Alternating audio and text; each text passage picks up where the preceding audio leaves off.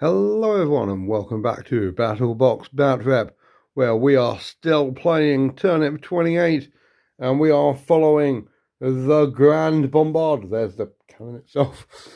And today we are fighting the Fungivorous herd. So yeah, hell yes. We are playing Trouble in the Fog today. So yes, these are all going to be dangerous terrain.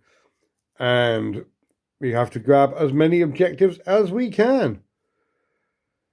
Oh, it's going to be a good one. I'm going to start with the Fungivorous herd. We have 3 units of 12 fodder who are rubbish, but there's lots of them. We have the Fungivorous herd itself.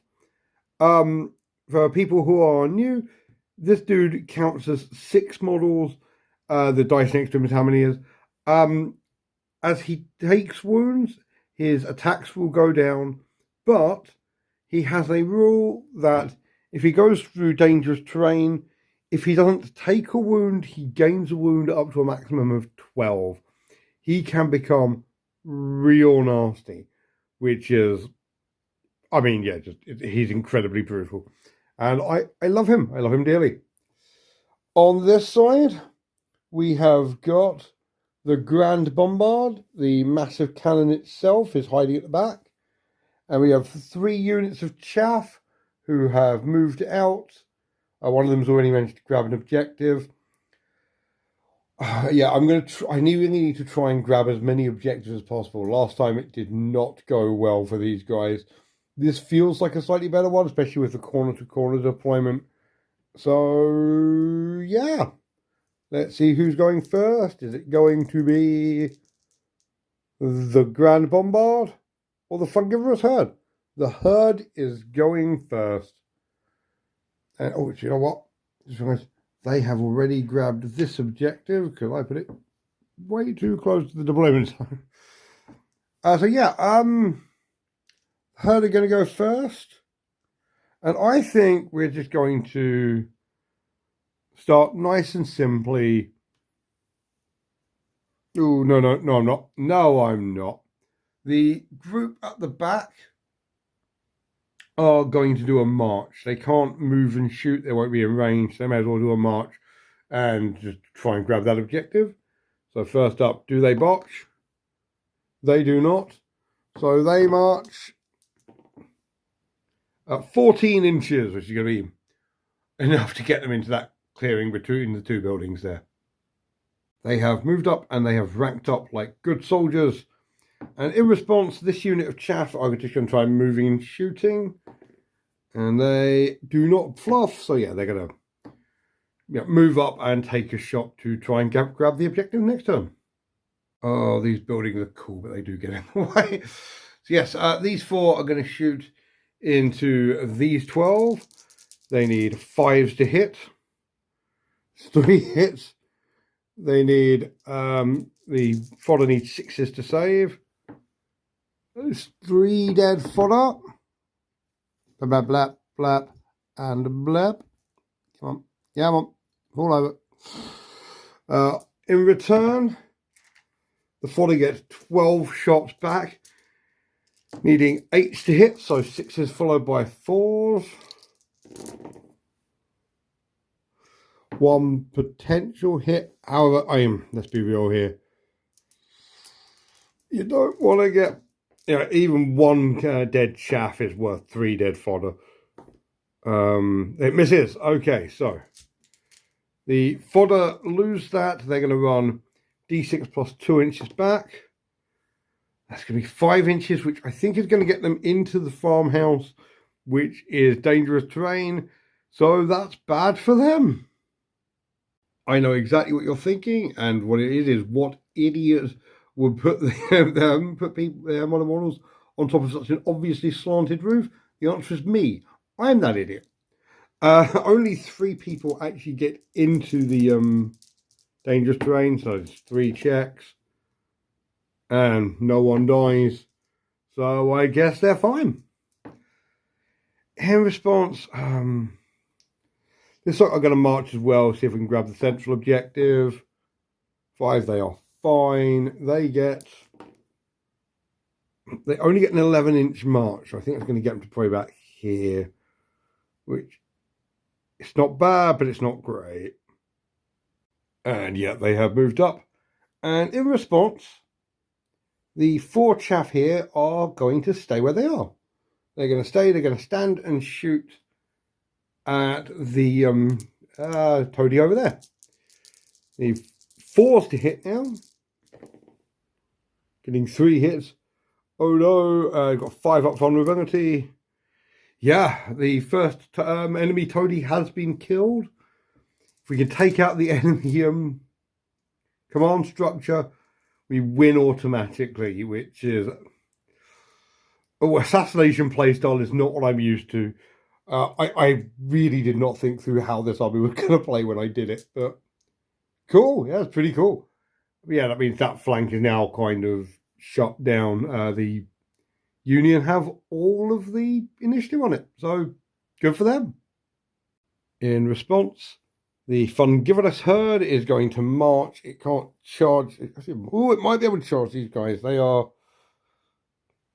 No, they're not quite within 18 inches of it, and it's got an 18-inch charge. It's just going to march. It's going to come through here, try and sit on this objective. So that is going to be... Oh, damn it. If both of them weren't 1, then that would have been fine. Okay, yeah, it's fine. And it marches a whole 9 inches, which is probably going to get it into it, but nowhere near enough to get to the objective, which is... Sucks for them, I suppose. It runs in and it may regenerate from being in dangerous terrain. So that is 6 rolls.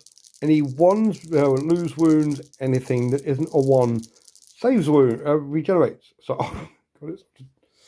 I'm going to use the blue marker as a 10. It's on 12 wounds, I think. I want to say it's throwing out 24 attacks now, which is real scary. But on the other hand, I'm sure it'll be fine. In response, this lot here, they're going to move and shoot. I've noticed an opening, so I'm going to take it. They don't fail, so yeah, they move, they shoot.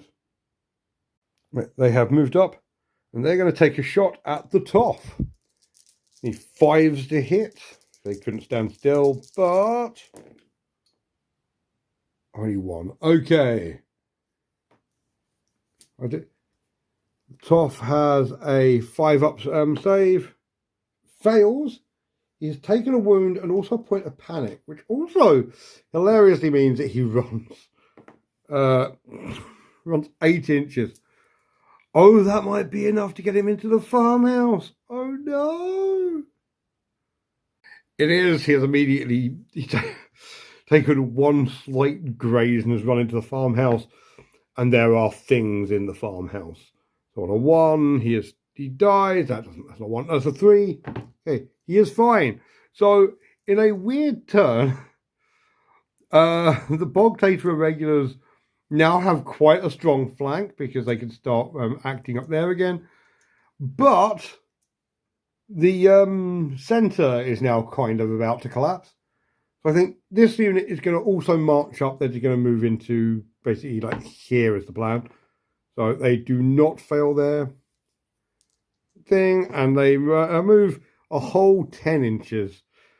So probably not quite as far as I was hoping, but yeah. Yeah, there are a lot of troops coming into the central courtyard.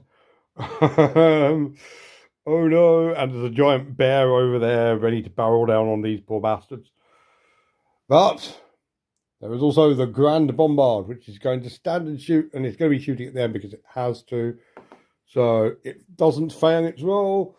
On a 4+, it just wipes out 6 of them. It misses. Oh, hang on a minute. 6, 5, 4 for 2 objectives. 3 because it stood and shoot. It does hit.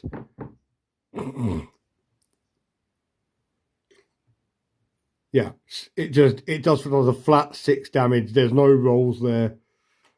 They take only 1 point of panic, which frankly feels low. And they then run D6 plus 2 inches back, which may send them straight through the other unit. Uh, 5 inches, I think it's going to get them to stop just in front, but still, oh no. And yeah, on that note, they were just outside of an inch, so that is, it would be a very formidable lineup if they weren't all fodder. But yeah, things are going fairly well for the. I mean, the Bogtater Irregulars have more objectives, but quite frankly, the only reason the Union even take objectives is to make their gun more powerful. If they can take out the last 2 snobs, they win by default. So yeah, they're halfway there as we go into turn 2. This turn is going to start very simply with the top up there ordering this unit of 6 fodder to charge these guys. It's stupid, but I have my reasons. So, on anything but a 1, yep. Right, first up, these guys get to stand and shoot, needing 5s to hit. 1 hit, there's 6 up vulnerability. He's fine. They then get to charge, and there's no panic, so the charge is 11 inches, which is not enough. But that doesn't matter, because it means they've now used their black powder token. They can't shoot this turn, which is the really, really important bit here. It also quite brilliantly puts more models within 3 inches of that than the Union have, so it's actually flipped the objective. But on the other hand, down here, this toady is going to make these guys move and shoot. Oh, hang on a minute. I actually don't know what a blunder, I know it gives a point of panic. I don't actually know what a blunder for move and shoot does. I really, really hope it's not I really hope it's not that they have to stay still. But we will see in a second. Okay, I've looked it up. They can only move D6 inches, which is fine. Yeah, 2 inches. They just need to go a little bit that way so they can get line of sight on this dude. So yeah, they will be fine. Yep, that's all they need to be able to shoot past the herd into the toady protecting it. They have 5s to hit.